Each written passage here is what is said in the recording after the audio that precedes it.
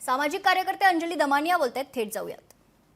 काय झालंय, कोणाला थेट फायदा झाला, टेंडरिंग प्रोसेस कसा चुकीचा होता, त्याच्यात कसे बदल घडवून आणण्यात आले होते, या सगळ्या गोष्टी मी आता मांडल्या आहेत.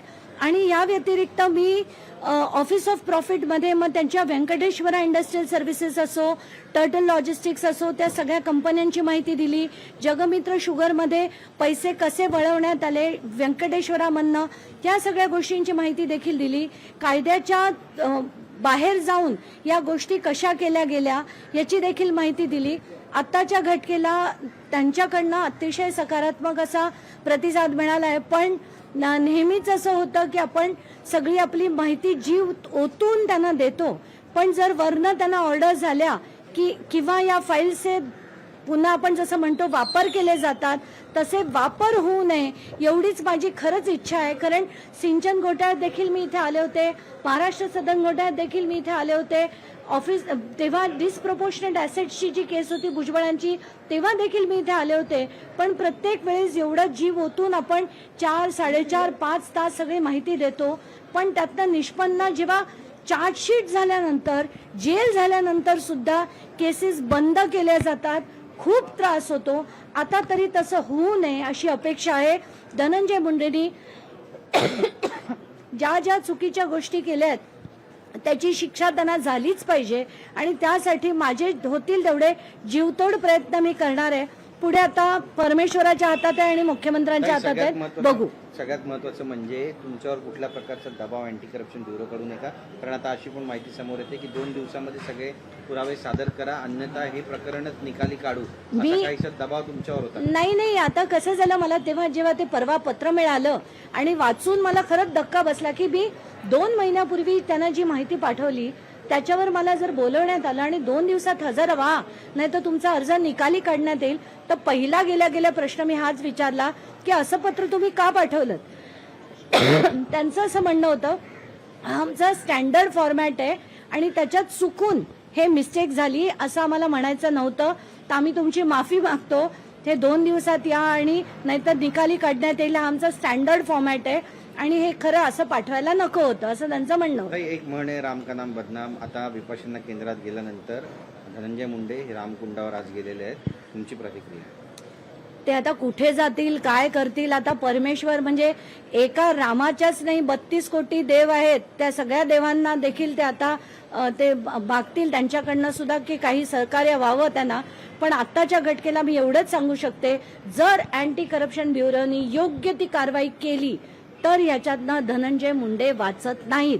आता त्यांना शासकीय मेहरबानी झाली तर प्रशासनाची मेहरबानी झाली तर मला माहित नाही, पण आज जी मी माहिती दिली आहे ती ओपन अँड शट आहे, त्याच्यात काहीच डाऊट नाही. आज रामकुंडावर आल्यानंतर धनंजय मुंडेंना माध्यमांनी प्रश्न विचारले, पण त्यांनी जीपीट असं ऍक्शन करून जे ते मी बोलणार नाही आणि त्यांनी मी जीपीट केलेलं आहे असं एकंदरीत ऍक्शन केलं. अशा पद्धतीचे भाव नाही, त्यांनी आता झिप बाय माउथ असं जर काही केलं असेल, झिपीट वगैरे म्हणाले असतील तर त्याच्यावर मी काय बोलणार.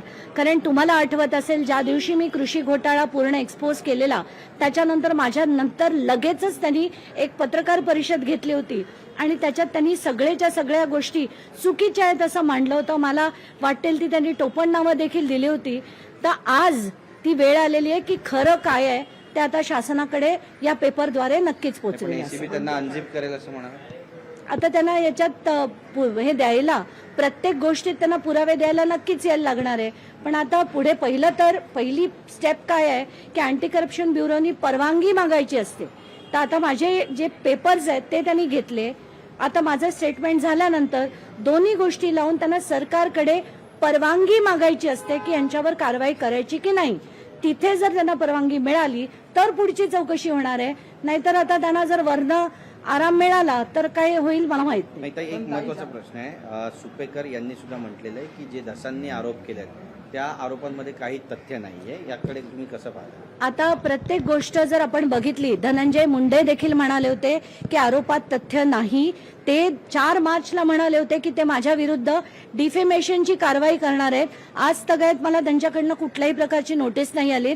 सुपेकर सुद्धा म्हणाले, त्यांच्या विरुद्ध जेव्हा मी बोलले, एक पेपर दिले, त्यानंतर सुद्धा ते पण म्हणाले की मी डिफेमेशनची नोटीस पाठवीन. आजपर्यंत मला काही आलेली नाहीयेत. आज सुरेश धसांनी त्यांच्यावर जे आरोप केलेत, हे आरोप एक्झॅक्टली याच शब्दात मला देखील कळवण्यात आले होते की आत्ता जी कराडची सरबराई जी होतीये जेलमध्ये, ती सरबराई त्यांना सुपेकरच करून देत आहेत आणि त्यांच्याच मेहरबानीने बीडच्या कारागृहात आरामात जे राहत आहेत, ही सगळी माहिती मला पण मिळाली होती. आणि जी आज धसांनी मांडली आहे की पोलीस यंत्रणेकडनं म्हणजे कारागृहाकडनं तिथल्या गुन्हेगारांकडनं 300 कोटीची त्यांनी मागणी केली आहे, असं त्यांनी काही विधान केलं असं मला तुमच्याच माध्यमातून कळतंय. तर बघू आता पुढे ज्या ज्या गोष्टी आहेत, मी जेव्हा बोलते तेव्हा मी सबस्टॅन्शिएट करते. दसांनी बोललेलं त्यांनी सबस्टॅन्शिएट करावं. ताई, ज्या पद्धतीने ते ऑफिस ऑफ प्रॉफिटचा मुद्दा मांडलेला आढळून आलंय का ऑफिस ऑफ प्रॉफिट नेमकं झालंय या ठिकाणी? मी जे दिलंय ते बॅलन्स शीट सकट दिलेलं आहे आणि या 3 कंपन्याचं दिलंय. त्याच्यापैकी 2 कंपन्यामध्ये ऑफिस ऑफ प्रॉफिट होतं. हा एक भाग झाला.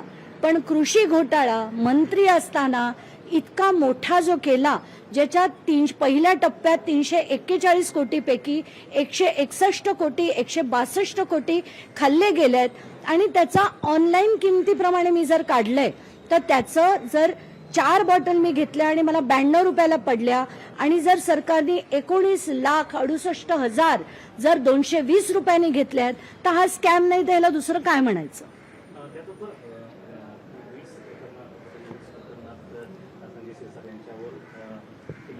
आरोप केले होते. त्यांनी संजय शिरसाट यांनी सुरुवातीला म्हटलं की यामध्ये केवळ माझा मुलगा नाही तर 5 पार्टनर आहेत. परंतु आता जी कागदपत्र आहेत, अंमलदारांनी करून केलेली कागदपत्र आहेत, त्यामध्ये मात्र केवळ संजय शिरसाट यांचा मुलगा आणि त्यांची पत्नी अशी दोघांचीच कागदपत्र जे पार्टनर आहेत आणि हे दोघंच हॉटेल विकत घेत असल्याचं दिसून येतं. ही सगळी माणसं उठता बसता फक्त आणि फक्त खोटं बोलतात. एकही माणसाचे, म्हणून मी म्हटलं की मला विट्सचे कागदपत्र ज्या दिवशी मिळतील त्याचा कीस पाडून मी दाखवून देईन की यांनी संजय शिरसाटांनी त्याच्यात कसा आणि किती मोठा घोटाळा केलाय. पण आत्ताच्या घटकेला मी आज सकाळी मी काही राऊतसाहेब दानवेंशी बोलणार नाही किंवा संजय राऊतांशी बोलणार नाही, म्हणून मी माध्यमांना विनंती केली आहे की त्याचे जे कागदपत्र आहेत ते माझ्यापर्यंत पोचवावे. त्याच्यात मी पूर्ण रिसर्च करून सगळं मांडेन एका दिवसात आणि ज्याच्यात स्पष्ट होईल की संजय शिरसाटांनी अफाट ह्याच्यात सुद्धा स्कॅम आहे. आणि हे जे टेंडरिंग प्रोसेस दाखवलं गेलं की बाबा 7 वेळा टेंडर झालं आणि आम्ही 8व्यांदा घेतलं, मराठी माणसाने घेतलं तर त्यात काय चुकीचं झालं, हे सगळं आणि जे उठता बसता जे खोटं बोललं जातं ना, त्याचा कीस पाडता येईल आपल्याला. लोकशाही मराठी ऐका, पहा, जागरूक रहा.